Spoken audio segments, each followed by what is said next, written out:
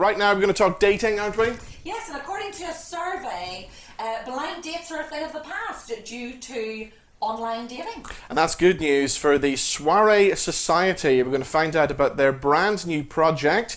Claire Hughes is going to join us in just a second, but we've got some advice for all you men out there looking for love. Here's what happens when we caught up with dating expert Paul Clarke.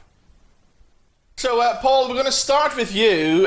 Tell us how you became this relationship advisor. Tell us your story. Okay, well, my story is that I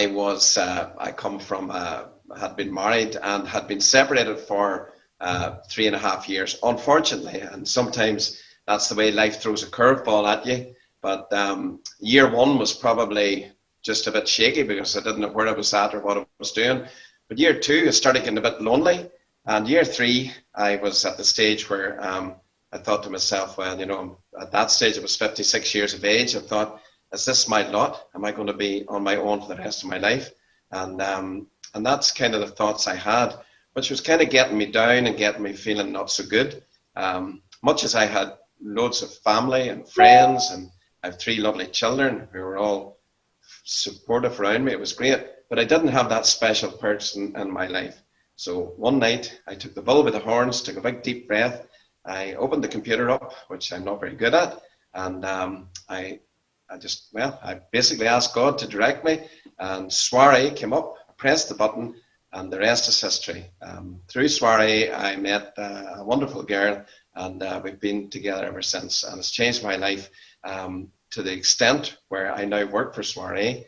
I've spoken to Claire about it and about how it works from a man's perspective and how men feel and what way we are, and she was delighted. She said, "You're coming on board with me." So I came on board, and now that's how I work along with men and work with Soiree. Now, your story kind of ties in nicely with a new study that was done the other day saying that men's lives no longer begin at 40. 54 is now apparently the age where men kind of relive their life again. Would you say that's true?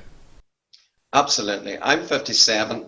But sometimes we get into our mind that maybe, as we get older, that things are not, can't be as good as they were. Well, I can assure you they can be much better. But the problem is that from a mental point of view, being on your own is not very good.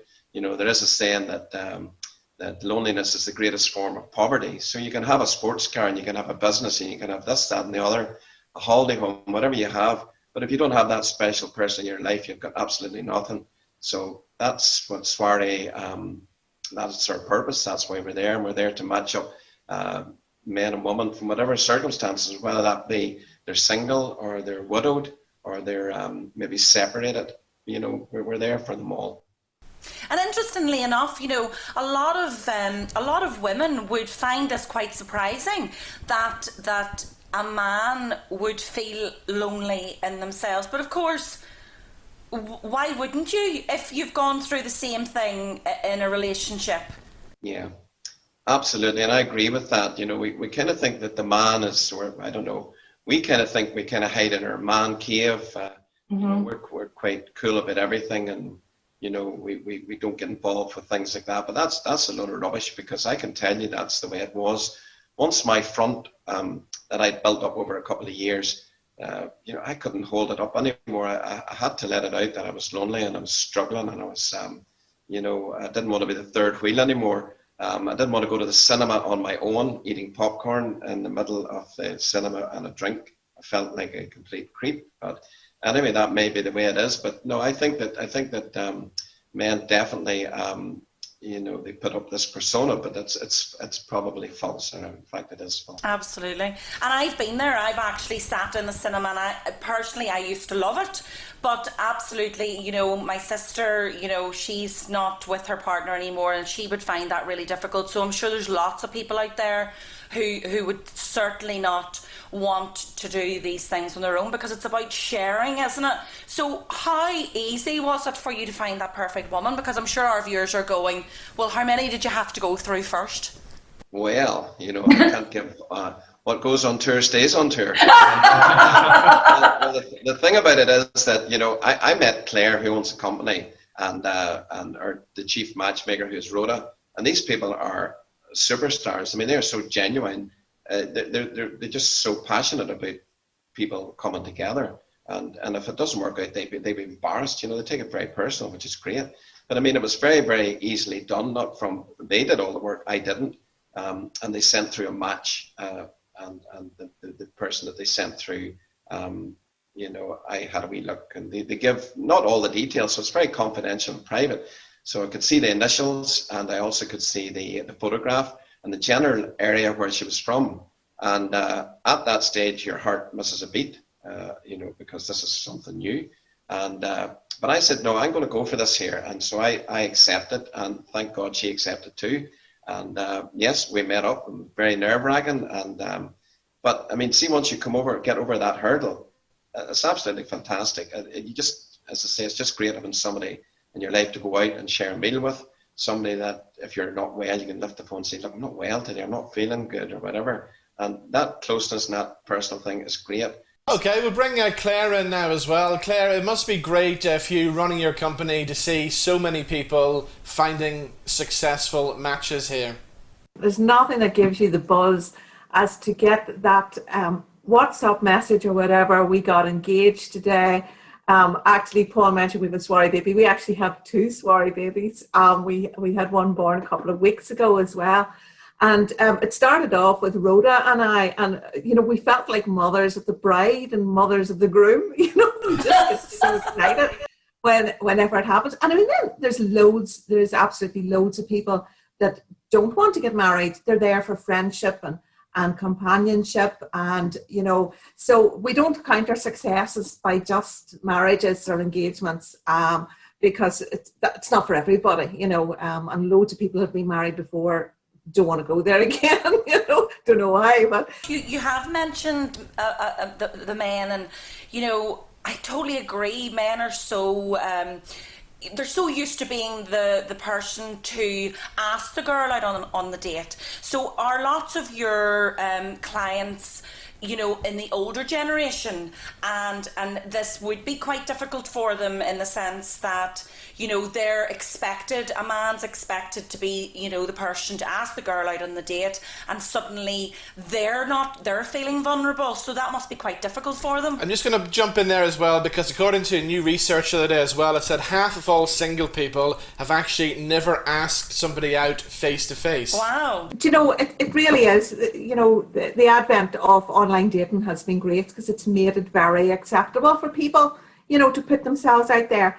But it has a lot of drawbacks as well. I mean, there's a lot of people that are disillusioned. There's a lot of people distrust. And then there's an awful lot of people who are professional people because of their jobs. Online dating is very public. And I suppose that's our USPs because of our privacy and confidentiality. But yes, you're right about the men. And some men feel that it's a sign of weakness to have to go and ask for help. In actual fact, it's a sign of strength. Absolutely. I mean, it's like anybody that goes, for example, think about somebody that goes to the gym, okay? We all know we all know what to do. We all know that if you do exercise and if you eat less food, but the person that maybe hires a personal trainer, their chances of really reaching their goal is significantly increased. It's like going to a slimming group. The person that goes to the slimming group, there's somebody else working with them, working for them, because they've got their best interests at heart. Well, Claire, the very best of luck with it. I'm going to come back to Paul now. Let's get some advice, Paul, for the men watching the TV at the moment. What advice can you give the guys about dating? What about chat-up lines, Paul? Is chat-up lines still a good idea? Well, I think that chat-up lines are very, very good, but you're better waiting until you have your 3rd or 4th date with the person till you start throwing in the corny chat-up lines, because, no, at the very start, when we actually send out the information for the gentleman and the lady to meet, we kind of throw the emphasis on to the gentleman to be a bit of a, chivalry or whatever, and we kind of tell them what to say and what not to say and follow the rules to a certain extent. So we try and leave those chat-up lines to maybe further on down the date, We're saying that was there a message for the men out there. A lot of the men that contact us, they contact it because they've probably got to the stage where they just can't take any more. So they contact, and then when I come back to them, sometimes they say, oh, well, I couldn't meet then or I couldn't meet now because I'm very, very busy at work and I'm very busy. And I'm kind of going, is this not one of the most important things of your life? And once they get that, they go, yeah, I suppose you're right. And the one thing that all the gentlemen normally say to me when I'm speaking to them is, yeah, the winter's coming, the long nights, and when I close that door behind me at night, it's a very lonely place. And once I hear that, I know that those guys are going to follow it through. So for you guys that are out there, even the ones in America, I know this program goes there, if you're one of those people that you close the door at night and you're kind of twiddling your thumbs and you're thinking, this is a lonely station, and you've watched EastEnders, you've done all that there, well, now's the time to do something about it. And you were saying earlier on there about, there's different sites out there. And I know there are different sites where people go on and they swipe back and forth and back and forth. But Soiree and Soiree Social are about, we're about, we say quality street, not quantity street. Great stuff. Well, Paul and Claire, thank you so much for joining us on the show. Thank you.